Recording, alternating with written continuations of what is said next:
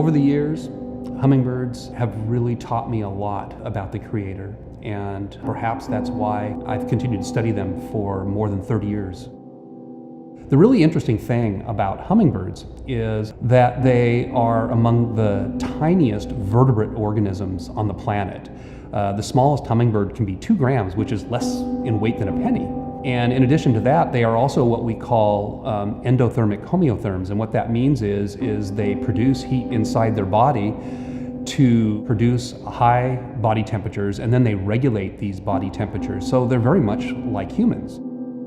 The physiology of hummingbirds, a total terrestrial or land-based creature, had a physiology that was more similar to fish and amphibians. And this is because being creatures that consume nectar for energy, they flow water through their body every day that is equivalent to anywhere from 2 to 5 times their body mass. So for a 200-pound man being a hummingbird, they might consume up to 1/2 ton of water a day if they were a hummingbird.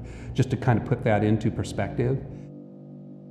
This causes me to reflect sometimes on just the nature of creation itself, because God has created a way for organisms to design themselves or become designed in such a way that they can work in spite of being in a situation that is not typical for an organism that exists where they are. So in the case of a hummingbird, they live on land, but they have to work somewhat like a fish, because inside their body is really this big aquatic or water environment that most land-based organisms don't have to deal with.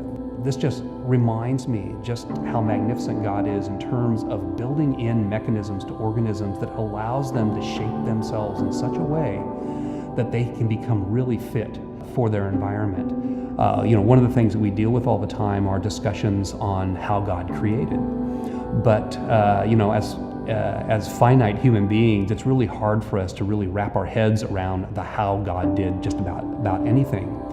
But as scientists, we actually have the opportunity to look deeply into the what with regard to creation. We can look at what God created, and we absolutely, as human beings, have the intellectual capacity to understand some very specific things about the nature of creation. And how can you help but not learn something about the nature of God by looking at the nature of what He has done in His creation? And if by the time a student is graduated, if working in my lab can get them closer to really not only becoming a great scientist, but having an appreciation for the dynamics and specifics of creation so that they can gain a better understanding of God and have a stronger faith, then mission accomplished.